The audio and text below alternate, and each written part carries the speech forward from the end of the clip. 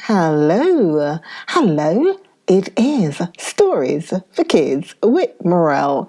And here comes my story bell. And again. Okay, Stories for Kids and continuation. Well, as a matter of fact, it is the final part of Book of Dragons. And you might have even think that I've forgotten about it, but I haven't. Part 2 and the final part of Book of Dragons. Last time we were talking about St. George and the dragon. The children tried to wake up St. George. Let me continue. Last words were, but he shook his head again and pushed the sword back as the flight of dragons grew small in the distance. And my birdie is coming along for the final part of the Book of Dragons. Birdie, hello again. Hello, Birdie. Okay, all right, let me continue with the story. So, once again, last words were, but he shook his head again and pushed the sword back as the flight of dragons grew small in the distance. I can't do anything, he said.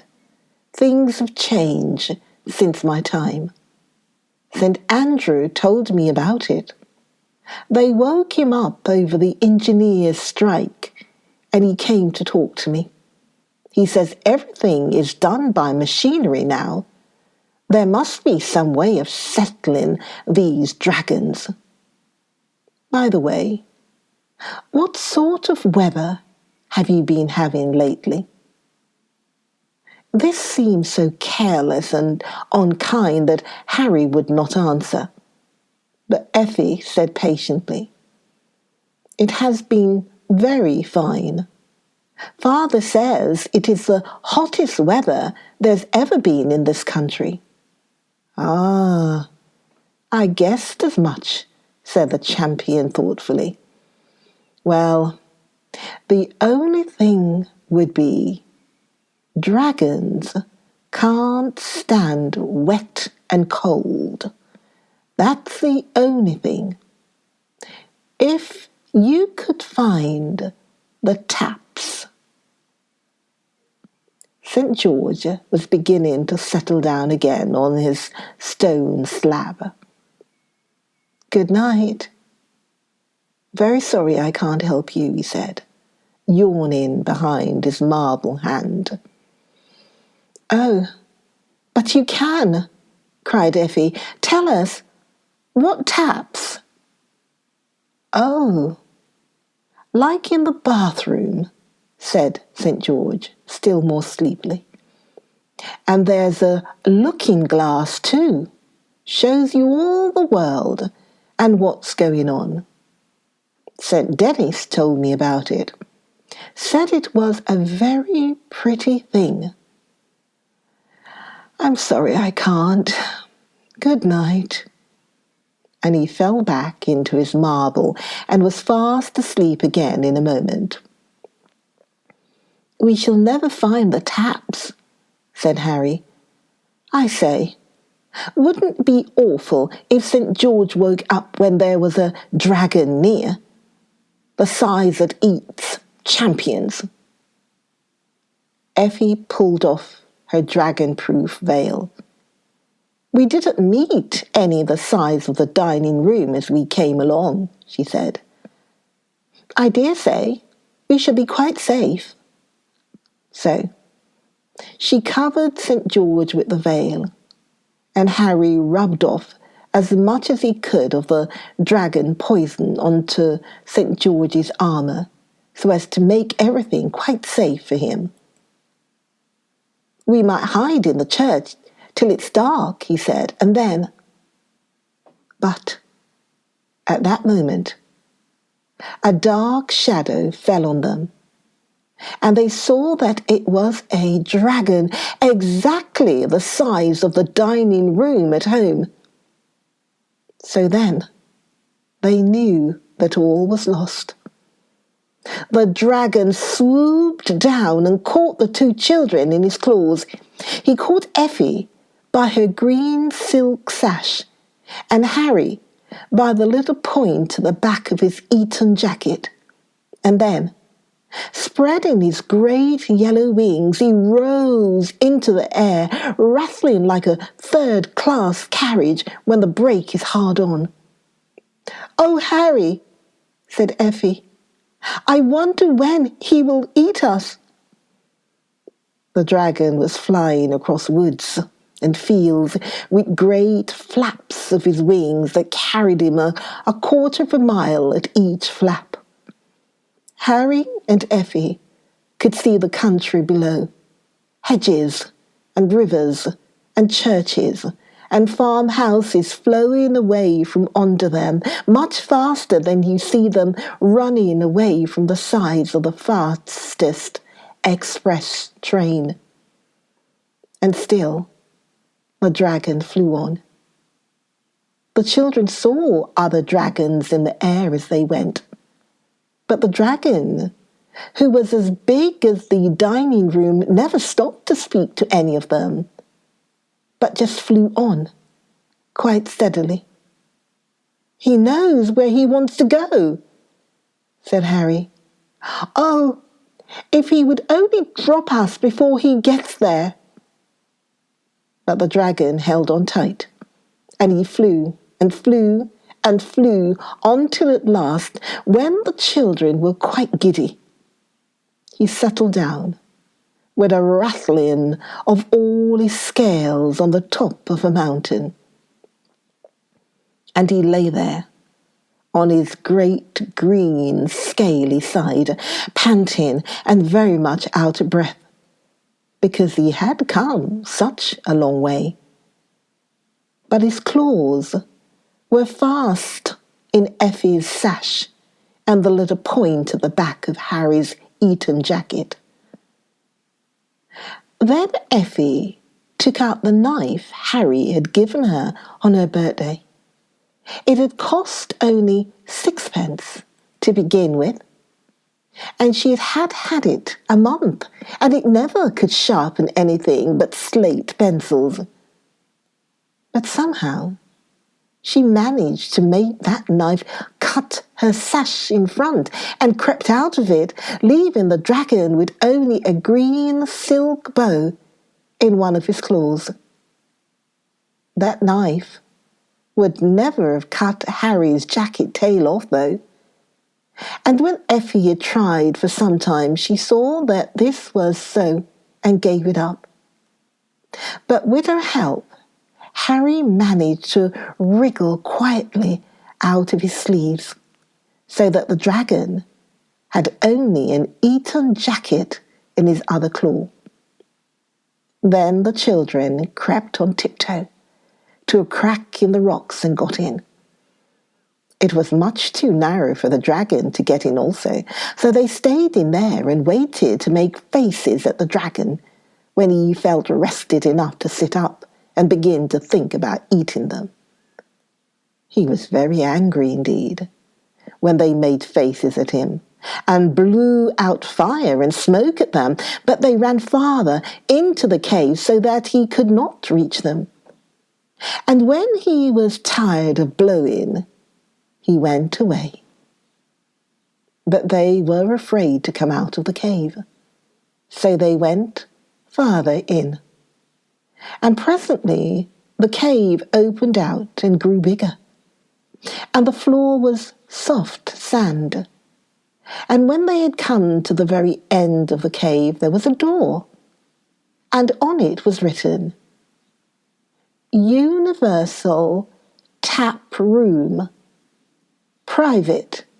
No one allowed inside." So they opened the door at once just to peep in, and then they remembered what St. George had said. "We can't be worse off than we are," said Harry, "with a dragon waiting for us outside. Let's go in." They went boldly into the tap room and shut the door behind them. And now they were in a sort of room cut out of the solid rock, and all along one side of the room were taps, and all the taps were labelled with china labels like you see in baths. And as they could both read words of 2 syllables or even 3 sometimes, they understood at once that they had gotten to the place where the weather is turned on from. There were 6 big taps labelled sunshine, wind, rain, snow, hail, ice, and a lot of little ones labelled fair to moderate, showery, south breeze, nice growing weather for the crops, skating, good open weather, south wind, east wind, and so on. And the big tap labelled sunshine was turned full on. They could not see any sunshine. The cave was lighted by a skylight of blue glass, so they supposed the sunlight was pouring out by some other way, as it does with a tap that washes out the underneath parts of paint and sinks in kitchens. Then they saw that one side of the room was just a big looking glass. And when you looked in it, you could see everything that was going on in the world, and all at once too, which is not like most looking glasses. They saw the carts delivering the dead dragons at the county council offices. And they saw St. George asleep under the dragon-proof veil. And they saw their mother at home crying because her children had gone out in the dreadful, dangerous daylight, and she was afraid a dragon had eaten them. And they saw the whole of England like a great puzzle map, green in the field parts and brown in the towns, and black in the places where they make coal and crockery and cutlery and chemicals. All over it, on the black parts and on the brown and on the green, there was a network of green dragons. And they could see that it was still broad daylight and no dragons had gone to bed yet. Effie said, "Dragons do not like cold." And she tried to turn off the sunshine. But the tap was out of order. And that was why there had been so much hot weather and why the dragons had been able to be hatched. So they left the sunshine tap alone. And they turned on the snow and left the tap full on while they went to look in the glass. There, they saw the dragons running all sorts of ways like ants if you are cruel enough to pour water into an ant heap, which of course you never are. And the snow fell more and more. Then Effie turned the rain tap quite full on, and presently the dragons began to wriggle less. And by, some of them lay quite still. So the children knew the water had put out the fires inside them, and they were dead. So then they turned on the hail, only half on for fear of breaking people's windows. And after a while, there were no more dragons to be seen moving. Then the children knew that they were indeed the deliverers of their country. "They will put up a monument to us," said Harry, "as high as Nelson's. All the dragons are dead." "I hope the one that was waiting outside for us is dead," said Effie. "And about the monument, Harry, I'm not so sure. What can they do with such a lot of dead dragons? It would take years and years to bury them. and they could never be burnt now they are so soaking wet. I wish the rain would wash them off into the sea. But this did not happen, and the children began to feel that they had not been so frightfully clever after all. "I wonder what this old thing's for," said Harry. He had found a rusty old tap, which seemed as though it had not been used for ages. Its china label was quite coated over with dirt and cobwebs. When Effie had cleaned it with a bit of her skirt, for, curiously enough, both the children had come out without pocket handkerchiefs, she found that the label said waste. "Let's turn it on," she said. "It might carry off the dragons." The tap was very stiff from not having been used for such a long time. But together they managed to turn it on and then ran to the mirror to see what happened. Already, a great round black hole had opened in the very middle of the map of England, and the sides of the map were tilting themselves up so that the rain ran down toward the hole. "Oh, hurrah!